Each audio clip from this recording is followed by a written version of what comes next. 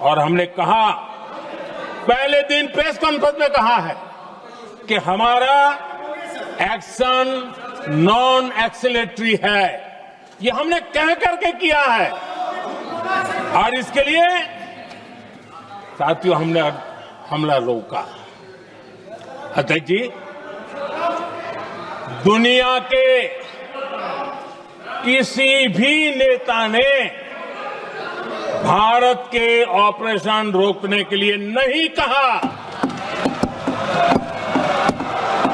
9 तारीख को रात को अमेरिका के उपराष्ट्रपति जी ने मुझसे बात करने का प्रयास किया। वो घंटे भर कोशिश कर रहे थे, लेकिन मेरी सेना के साथ मीटिंग चल रही थी, तो मैंने उनका फोन उठा नहीं पाया। बाद में मैंने उनको कॉल बैक किया। मैंने कहा कि आपका फोन था, 3-4 बार आपका फोन आ गया, क्या है? तो अमेरिका के उपराष्ट्रपति जी ने मुझे फोन पे बताया कि पाकिस्तान बहुत बड़ा हमला करने वाला है। ये उन्होंने मुझे बताया। मेरा जो जवाब था, जिनको समझ नहीं आता है उनको तो नहीं आएगा।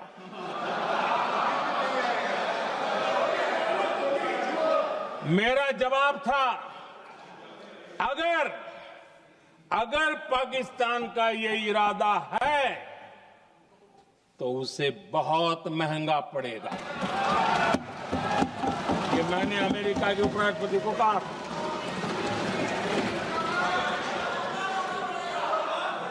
अगर पाकिस्तान हमला करेगा तो हम बड़ा हमला कर करके जवाब देंगे। ये मेरा जवाब था। और आगे मेरा एक वाक्य था, मैंने कहा था, हम गोली का जवाब गोले से देंगे। पहलगाम हमले के बाद हमारा बीएसएफ का एक जवान पाकिस्तान के कब्जे में गया,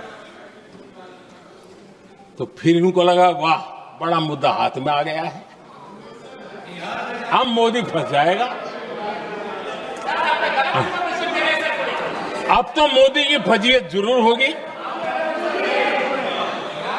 और उनकी इकोसिस्टम ने सोशल मीडिया में बहुत सारी कथाएं वायरल की कि ये बीएसएफ के जवान का क्या होगा, उसके परिवार का क्या होगा, ये वापस आएगा, कब आएगा, कैसे आएगा, न जाने क्या क्या चला दिया। आदरणीय अध्यक्ष जी, बीएसएफ का वो जवान भी आन बान शान के साथ वापस आया।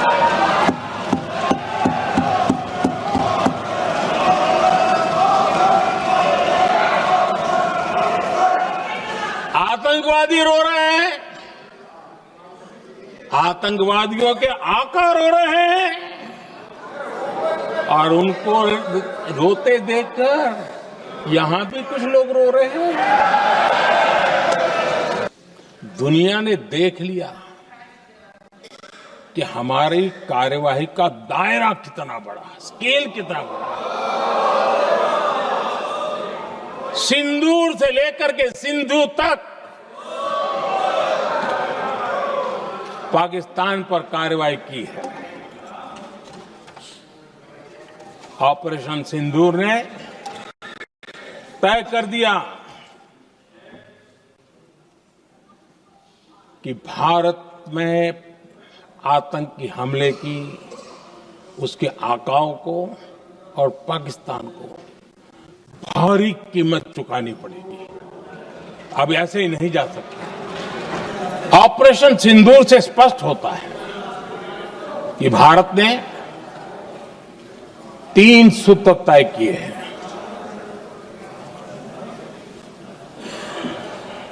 अगर भारत पर आतंकी हमला हुआ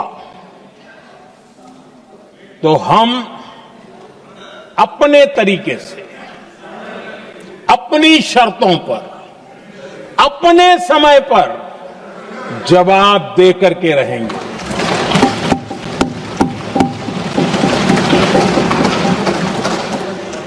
दूसरा, कोई भी न्यूक्लियर ब्लैकमेल अब नहीं चलेगा।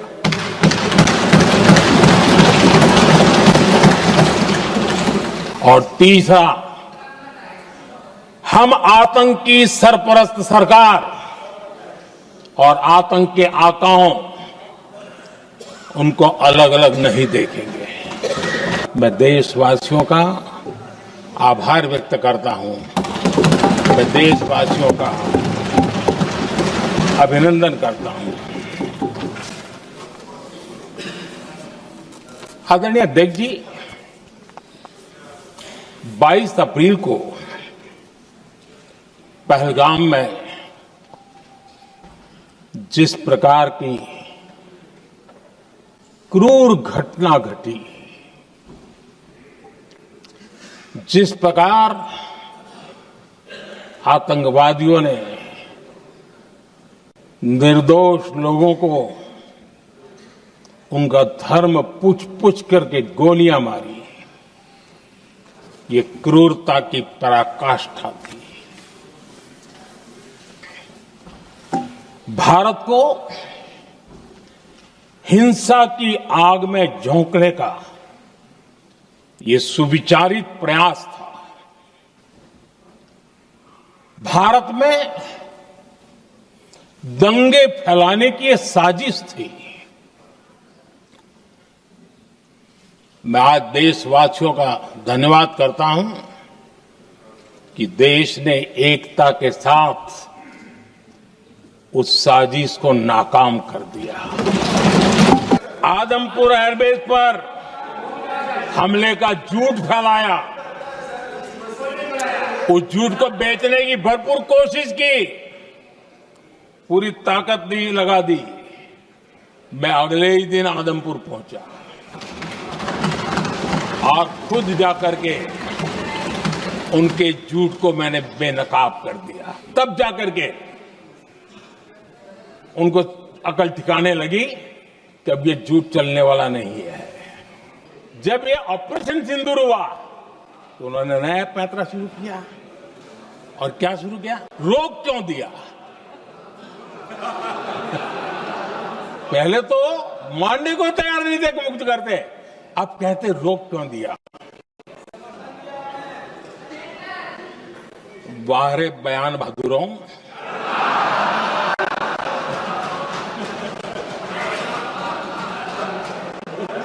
आपको विरोध का कोई न कोई बहाना चाहिए। और इसलिए सिर्फ मैं नहीं, पूरा देश आप पर हंस रहा है।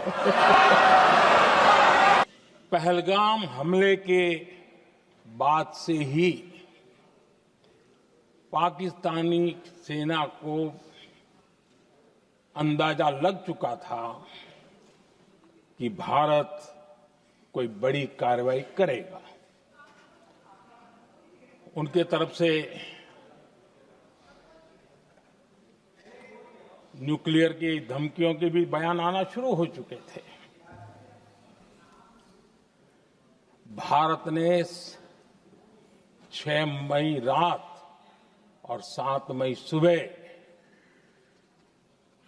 जैसा तय किया था वैसी कार्रवाई की और पाकिस्तान कुछ नहीं कर पाया। 22 मिनट में 22 अप्रैल का बदला निर्धारित लक्ष्य के साथ हमारी सेना ने ले लिया।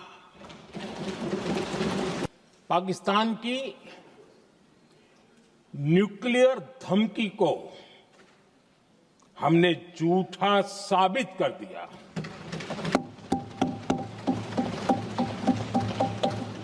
भारत ने सिद्ध कर दिया कि न्यूक्लियर ब्लैकमेलिंग अब नहीं चलेगा और न ही ये न्यूक्लियर ब्लैकमेलिंग के सामने भारत झुकेगा।